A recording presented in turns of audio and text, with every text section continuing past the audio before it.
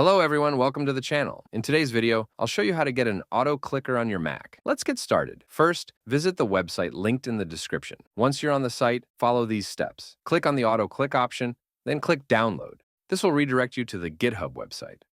Scroll down and select the appropriate link based on your Mac version. If you have the latest version of macOS, click on the link for the most recent version. If you're using an older version, click on the link for older versions. If it doesn't work, try restarting your Mac and attempt the download again. Since I have the newest version, I'm going to click on this link. As you can see, the file has been downloaded. I'll move it to the desktop now. Let's proceed with the installation. Click on the downloaded file to open it.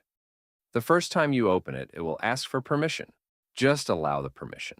Once that's done, you'll see the settings where you can configure your mouse button. I'll leave it on the default setting, which is 15 clicks per second. You'll also see options for basic and advanced modes. I'll just use the basic mode and click Start. To test it, I'll go to a website called CPS Test. On this page, you can see the time, clicks, and score. I'll open the application and click Start. Then, I'll move the cursor to the test box to begin. To stop the auto clicker, just press the FN key on your keyboard. Pressing the FN key will pause the clicking. As you can see, in just 5 seconds, we made 76 clicks because we set it to 15 clicks per second. We clicked for 5 seconds and ended up with 76 clicks.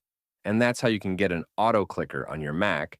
If you found this tutorial helpful, please make sure to like the video and subscribe to our channel for more content like this. Thank you for watching.